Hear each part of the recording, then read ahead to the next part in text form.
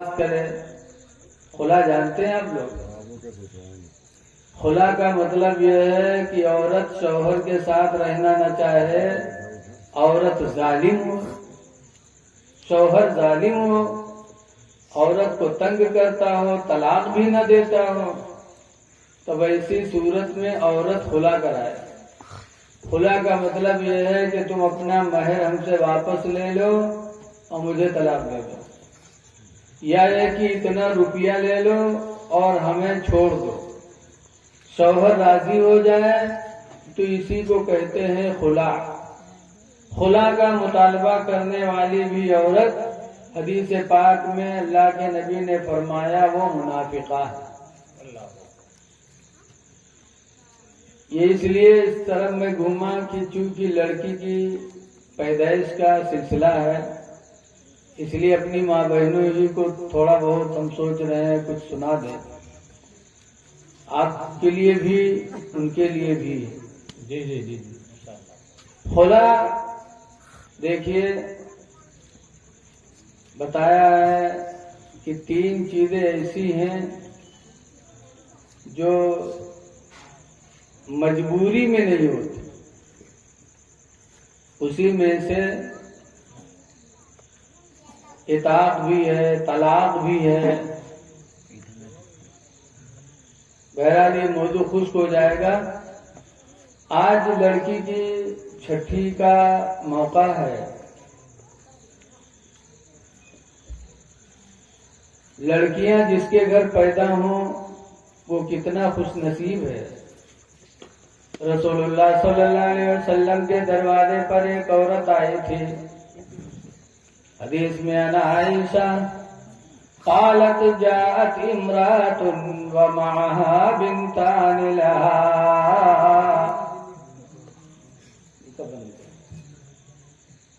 حضرت عائشہ کہتے ہیں کہ میرے دروازے پر ایک عورت آئی، ومعها بنتان لها، اور اس کے ساتھ اس کی 2 لڑکیاں تھیں۔ تسألنی، آنے کے بعد میرے دروازے پر وہ بھیک مانگنے لگی کہ میں بھوکی ہوں، میری بچیاں بھوکی۔ حضرت عائشہ کہتے ہیں فلم تجد عندي الا تمرة واحدة، تو اس عورت کو اس دن میرے گھر میں کھجور کے سوا کچھ نہیں ملا۔ سرکار کی زندگی بڑی سادہ تھی، حضرت عائشہ نے تلاش کیا تو ایک کھجور پائی، فرماتی فاعطیتها ایاہ، تو وہی کھجور میں نے اس عورت کو دے دیا۔ فشقها بنصفین، تو اس عورت نے کھجور کو 2 حصوں میں پھاڑا، دونوں بچیوں کو کھلا دیا۔ لم تاکل منها شیئا، اور اس میں سے خود کچھ نہیں کھایا، جبکہ خود بھوکی تھی۔ دونوں بچیوں کو آدھا کھجور کھلا کے فقامت فخرجت، اس کے بعد کھڑی ہوئی اور وہاں سے نکل آئی۔ حضرت عائشہ کہتی ہیں مجھے بڑا صدمہ رہا کہ خود نہیں کھائی، بچیوں کو کھلا دیا۔ کاش میرے گھر میں اور کچھ ہوتا تو میں ضرور دے دیتی۔ یہ سوچ ہی رہی تھی حدیث میں کہ فقدم النبی صلی اللہ علیہ وسلم، اتنے میں حضور تشریف لائے۔ جب حضور آئے فحدثتہ، تو عائشہ کہتے ہیں کہ میں نے حضور سے وہ سب بیان کیا کہ 2 بچیوں کو لے کے آئی تھی، خود بھوکی تھی، ایک کھجور میرے گھر میں تھا میں نے دیا، تو دونوں بچیوں کو پھاڑ کے کھلا دیا، خود کچھ نہیں کھایا، وہ بھی بھوکی تھی، بچیوں کا ہاتھ پکڑ کے چلی گئی۔ حضور فرماتے ہیں اے عائشہ سن لو، من ابتلی من هذه البنات شیئا، دنیا میں جو ان لڑکیوں سے آزمایا گیا، جس کو لڑکیاں دی گئی، فأدبہن، تو ان لڑکیوں کو علم و ادب سکھایا، وأحسن الیہن، اور بھلائی کر کے ان کا نکاح کر کے ان کا گھر بسا دیا۔ فَكُنَّ لَهُ سِتْرٌ مِّنَ النَّارِ، تو وہ لڑکیاں ماں باپ کے لیے قیامت کے دن جہنم کے سامنے پردہ بنیں گی۔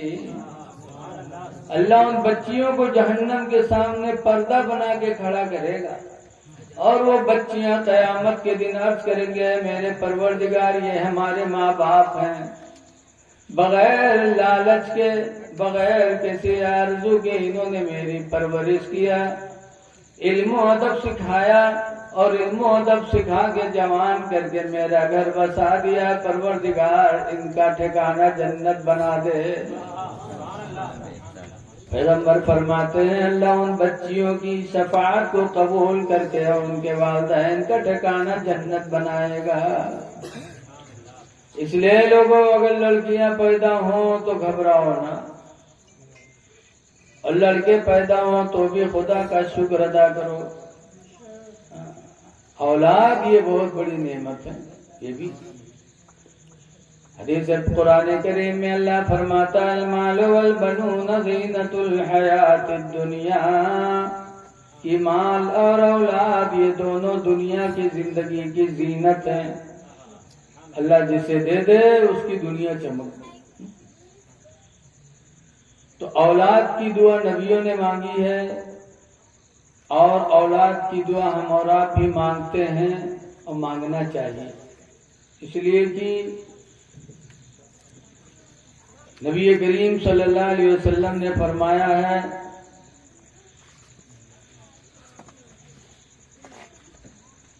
حضور فرماتے ہیں میں تمہاری کثرت پر فخر کرتا۔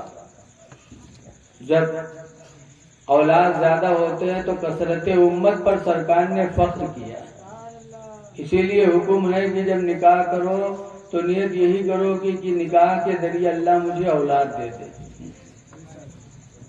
اولاد کی حسرت ہونی چاہیے۔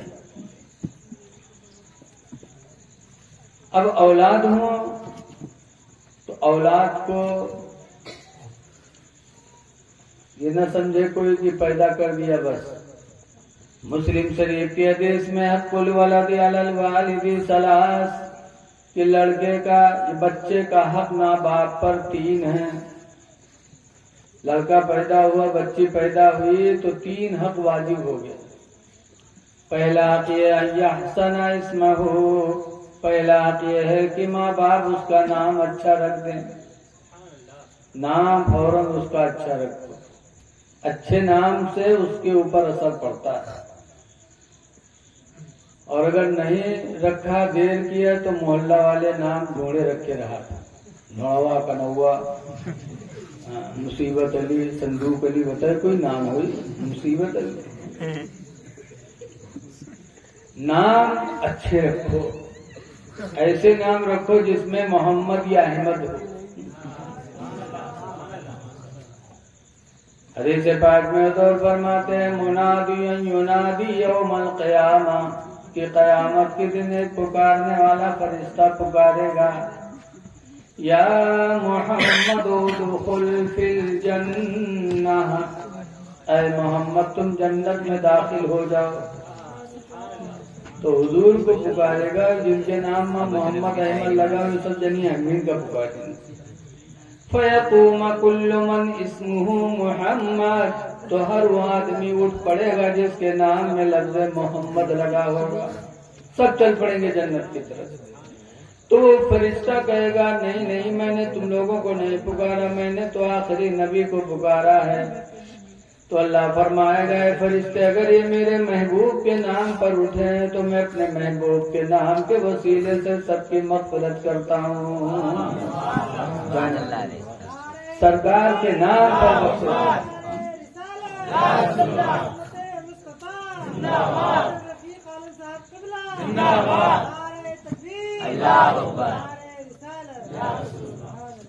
تو نام اچھا رکھو، صحابہ کی بیویوں کے نام پہ نام رکھو، رسول اللہ کی لڑکیوں کے نام پر نام رکھو، کیوں؟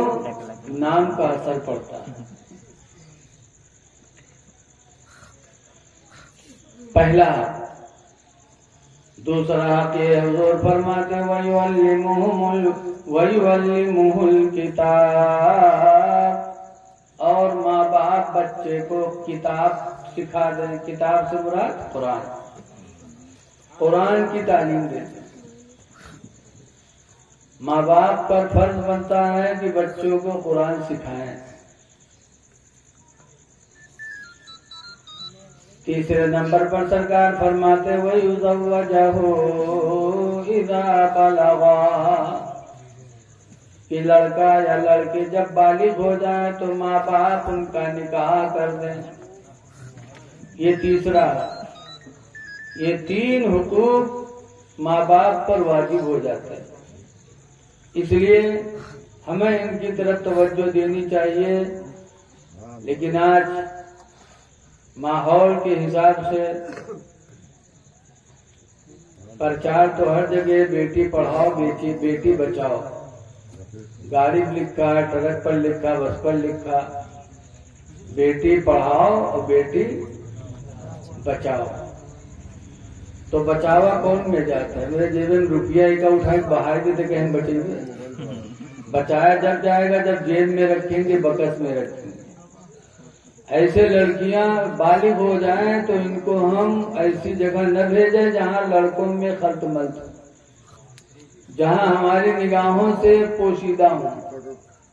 ان کے ہاتھوں میں ہم موبائل نہ دیں، ورنہ صرف زبان سے کہنا ہے بیٹی پڑھاؤ بیٹی بچاؤ، یہ زبانی خرچ ہے۔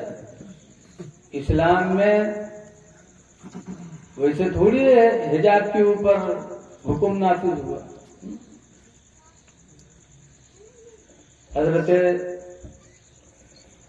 فاطمہ کی زندگی دیکھو، انصاریوں کی زندگی